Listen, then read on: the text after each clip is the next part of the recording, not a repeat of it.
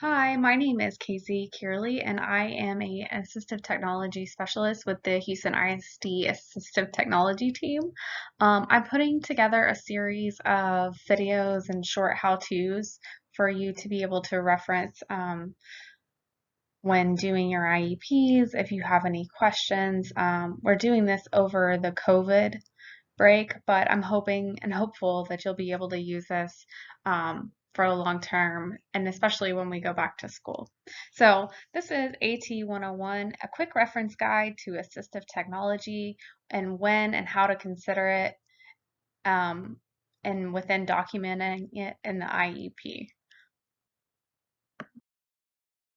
So first of all, we need to talk about just what AT is because a lot of people really don't know. Um, the legal context of IDEA and assistive technology requirements. So, what is a device? According to IDEA, assistive technology device is broadly defined under the IDEA and its implementing regulations as any piece of equipment, product system, whether acquired commercially or off the shelf, modified or customized that is used to increase, maintain, or improve the functional capabilities of a child with a disability. This does not include a medical device that is surgically implanted or the replacement of such a device. So something like a cochlear implant, a pacemaker, a knee replacement, those are not considered as assistive technology. These are those are different things. So that is the definition of a device for assistive technology. Assistive technology is a device and then also is a service. So, assistive technology service is broadly defined under IDEA and its implementing regulations as any service that directly assists a child with a disability in the selection, acquisition, or use of assistive technology device and includes. So, this is what your assistive technology team with Houston ISD is going to be able to provide. So the evaluations of the need of the child, including a functional evaluation of the child in the child's customary environment. So that would be us coming out into the academic setting, the school, seeing what the tasks are, seeing what the classroom looks like, and providing recommendations as to what assistive technology that student may need. Um, also can be that service is defined as purchasing, leasing, or otherwise providing for the acquisition of assistive technology devices by children with disabilities. Um, Selecting, designing, fitting, customizing, adapting, applying, maintaining, repairing, or replacing assistive technologies, coordinating and using other therapies, interventions, or services with assistive technology devices, such as those associated with existing education and rehab plans and programs, the training or technical assistance for a child with a disability, or if appropriate, that child's family, and also the training or technical assistance for professionals, including individuals providing education, or rehab services, employers, or other individuals who provide services to employ or are otherwise involved in the major life function of that child. So the service of AT and HISD is provided by the Houston ISD assistive technology team, and not the evaluation, getting the equipment, selecting, designing, customizing, programming that device, setting it up, doing the trainings for the school, training unfamiliar people, the family, and the use of that device. Um, However, the day-to-day implementation after this initial setup of the equipment and the evaluation is usually carried out by that campus-based team. So a lot of questions that we have is, well, who's going to provide the AT as a related service? And the question is, or the answer is the campus-based team. So the campus-based team could include a teacher, a speech language pathologist, an occupational therapist, anybody that works with that kid. Is responsible for implementing that related service of assistive technology. So the meaning of any in the definition of IDEA, it says any equipment off the shelf, special device. So what does that mean? The definition of assistive technology is very broad in as it relates to IDEA.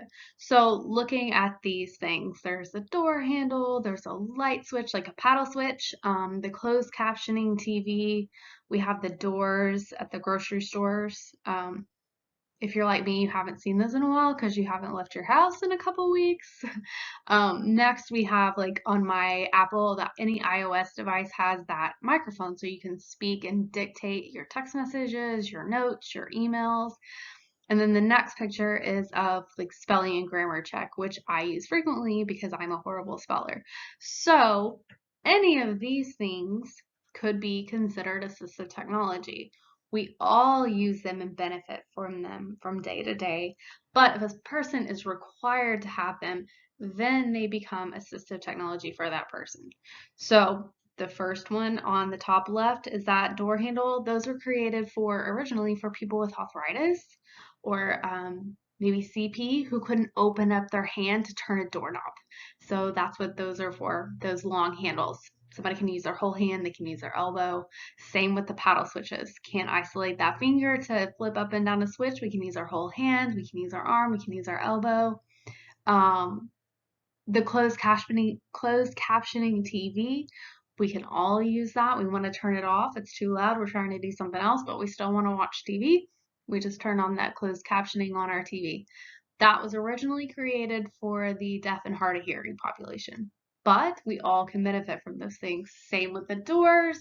The sliding doors, those are for people that cannot maybe open up doors, maybe in a wheelchair. So that motion detector, when it senses motion, it opens up. We all benefit from that. Pushing the cart through the grocery store, I don't have an extra hand. Wow, the door opens up for me. But that I benefit from that, but it was not originally designed for me. Same with the text or the speech to text on my text message. I often dictate my text messages, but that was maybe created for someone who could not use their fingers to type. Spelling and grammar, maybe for our kids who have reading disabilities. So that is what that tool was for. Again, we all benefit from these, but they're not assistive technology unless I am required to use it to be successful. So, thinking about what assistive technology tools are. Excuse me. I have a list here of a table here ranging from low tech to mid tech to high tech. Now, this isn't everything. This is just some things that I thought off the top of my head that I see a lot of in classrooms. But really, the possibilities are endless as far as what could be considered an assistive technology tool. So on the left-hand side, we have low-tech technology. So post-it notes, pencil grips, slanted writing services, paper communication boards and symbols, covered overlays, raised line paper, letter tiles, eye gaze frames, planners, Outlook, for me, Outlook, my Outlook planner. Well, I guess that wouldn't be considered low tech because it would be on my computer, but maybe like a paper-based planner would be considered low tech. These are things that are really readily available, usually in our classrooms, don't require any type of plug or battery. Those are considered our low tech tools. So mid tech, next step in between would be something in my mind, I like to think of it as battery operated. These are our battery operated static display communication devices. So a lot of our classrooms will have the single switch voice output. So that Big Mac, the red big switch, I press it, it says something, it takes a battery. I press it, it says good morning. That would be something that would be like a mid-tech AT tool. A digital recorder, a single switch operated device. A lot of our PSI classrooms have the switch that plugs into the toy. Then when you press the switch, it does something. That is considered a med tech device. And again, we talked about the Big Mac communicators, the Go Talks. Those are, a Go Talk is like the green device that a lot of our classrooms have with the 4 or the 9 slots to put pictures in that I record, and when I press it, it says a button. It's not computer operated, it is paper based, it just happens to say because I recorded it. And then all the way to the right would be more of the high-tech stuff. So this is our e-readers, our dynamic display communication devices, like our tablets or our accents or our Toby Dynavoxes, word processors, text-to-speech software or speech-to-text software. That's our Dragon, that's our Google Text, that's our Kurzweil. Touchscreen technologies, a lot of our computers, most of our computers that we have these days are touchscreen technologies. Our iPads too, smart pens, again, tablets and apps. So those are all high-tech technology or assistive technology tools.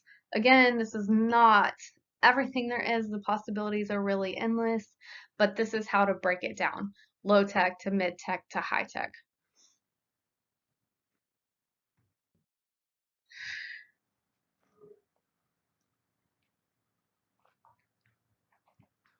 So considering AT, consideration of assistive technology. So again, IDEA mandates that the AT needs of every student must be considered by the ARD and IEP committee. So every time we sit down for these meetings, we need to be discussing AT. This can't be something that we're just skipping over or saying a quick no, this kid doesn't need it. We need to discuss it because if you noticed, a lot of AT is just readily available stuff in the classroom that the kid may be using and may require to be able to be successful.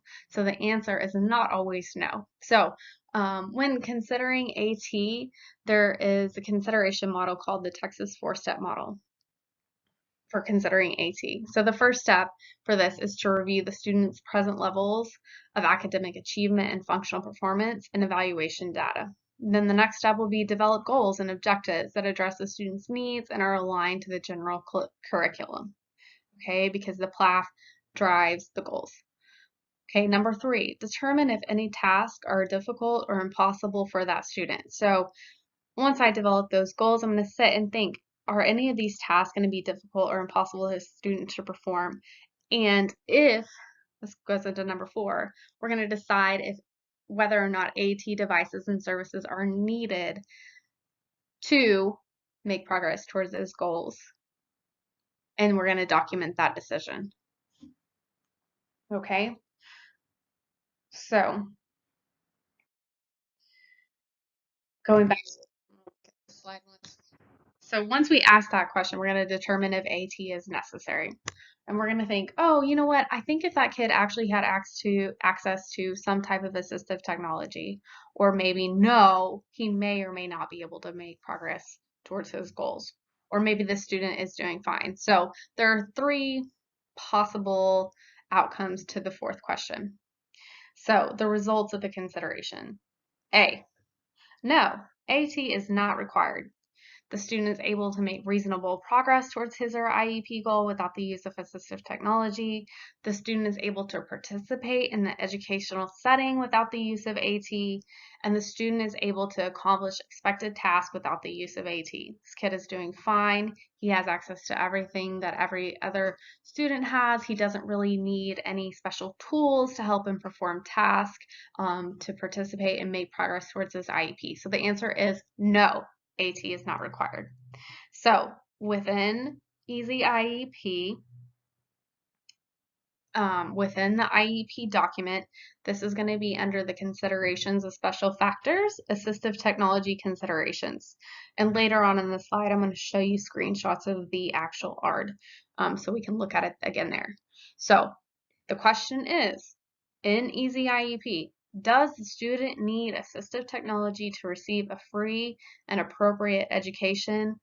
The answer is no, and you can stop there, okay? So next, results of the consideration. So we're looking at that question, that 4th question, does the student need AT? Maybe the answer is yes, AT is required. Okay, the student is required and the IEP committee is aware of the AT device and support and service that student requires to be able to participate and make progress in his IEP. The known AT devices and services are documented within the IEP. So this could be the case where maybe an evaluation has been done previously, accepted by the ARD committee. We know that that student needs raised line paper. We know that that student needs text to speech. We know that that student has communication device. We know that that student has and has been successful with maybe picture exchange or picture symbols to communicate his basic wants and needs. The answer is yes, we know what he needs. There's been documented progress and documented success. The answer is yes.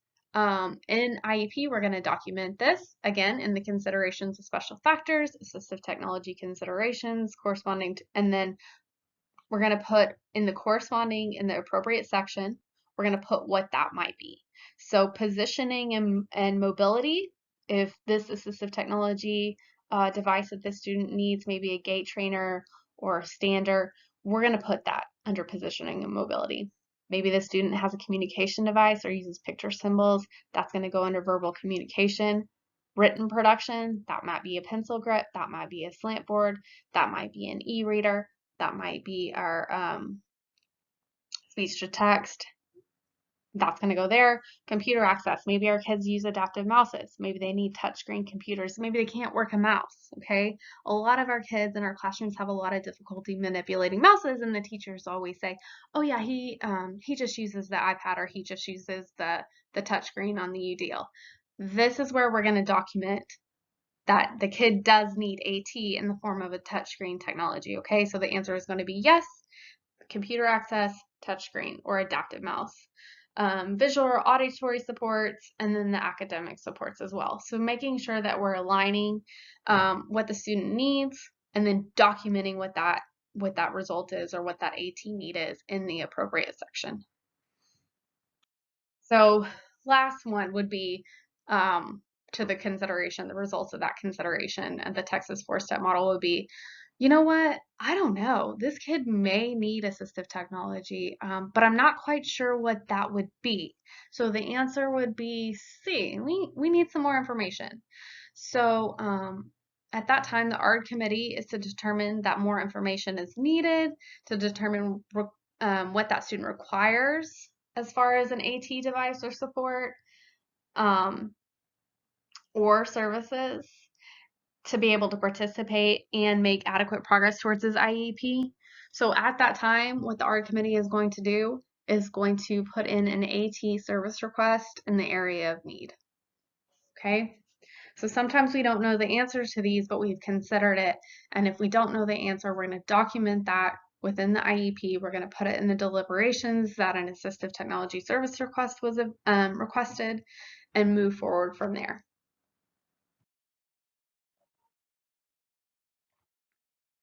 So how to AT in the IEP. Okay, so I know this is really small. My plan was to originally kind of flip back and forth between the web, but I couldn't figure out how to record it using both PowerPoint and the internet, so I just took screenshots. So this is when we're in our IEP, we're in our R meeting, this is where we document AT in the IEP. So if you'll see on the left-hand side, considerations of special factors, it's on the bottom, it has the X. That is where the AT is located within the IEP document. So when filling out this paperwork, that's where I know where to tell people to go. Or if I'm looking for AT, that's going to be under considerations of special factors. I think it's section H. So you'll see assistive technology considerations. So when we're looking at that four-step model, does the student need assistive technology to receive a free and appropriate education? The answer is yes. The answer is no. Okay.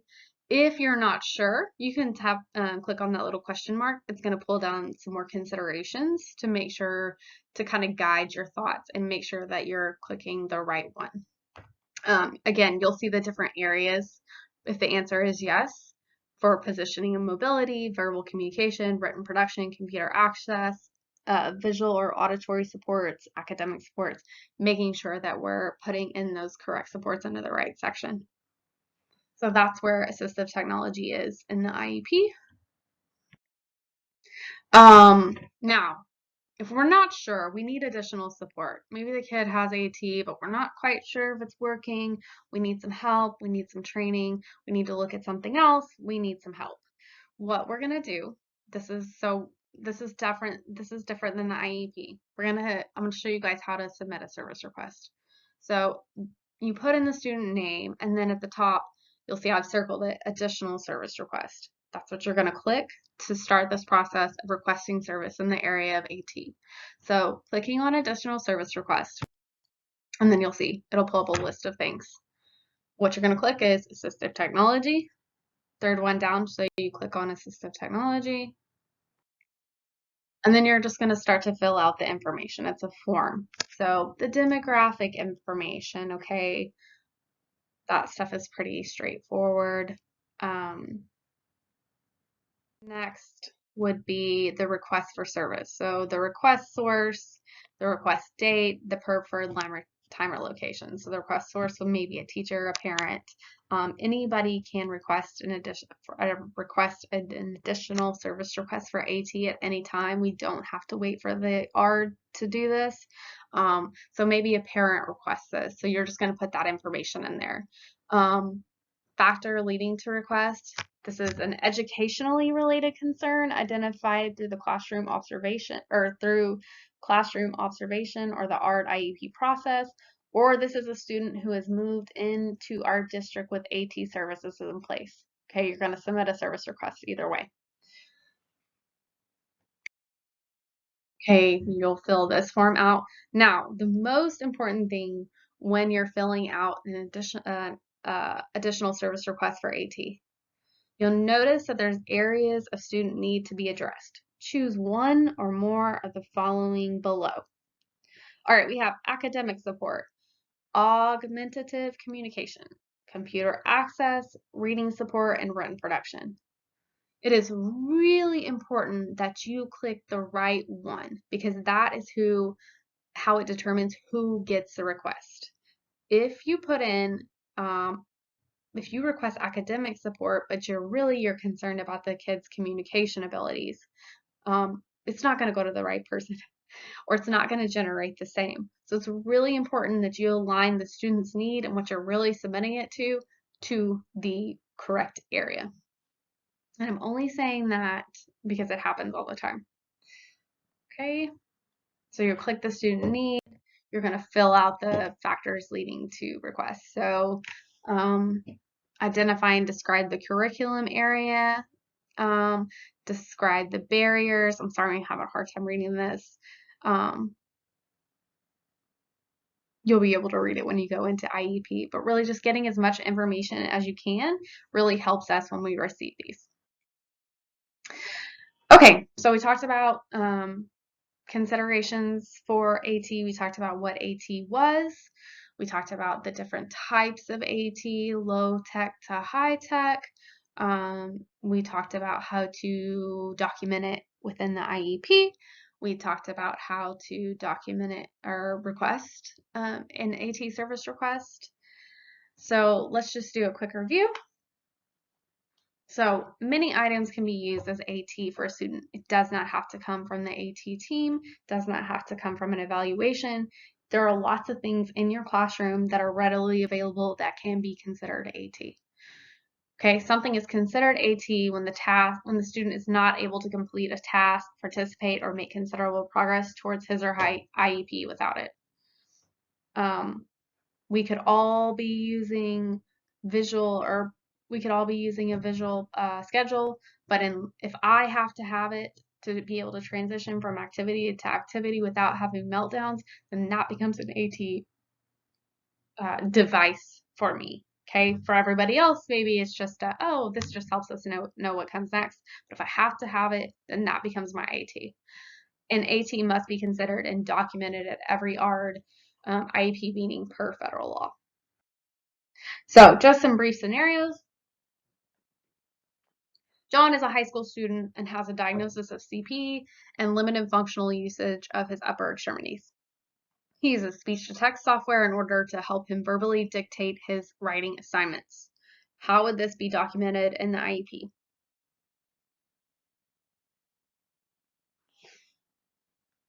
Does the student need assistive technology? The answer would be yes. That would be documented in that he uses speech to text software under his writing supports. Okay. Number 2. Alexis is a limited verbal student.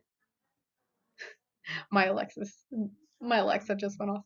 Alexis is a limited verbal student who the classroom teacher and campus SLP have provided picture icons for her to indicate her wants and needs.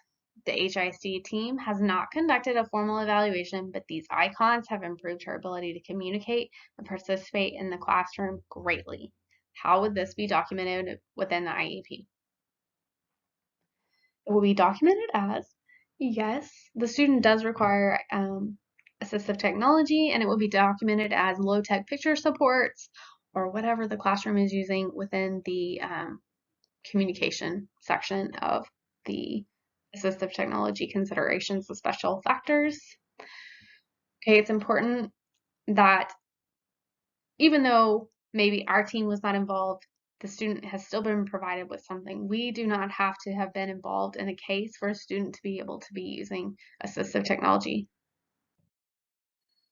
Number 3, Doug attends a self-contained classroom. He has access to a visual schedule, personal and classroom, and a timer to assist with transitions throughout the school day. Without it, Doug exhibits great difficulty transitioning from task to task, demonstrated by severe behavioral outbursts. How would this be documented in the IEP?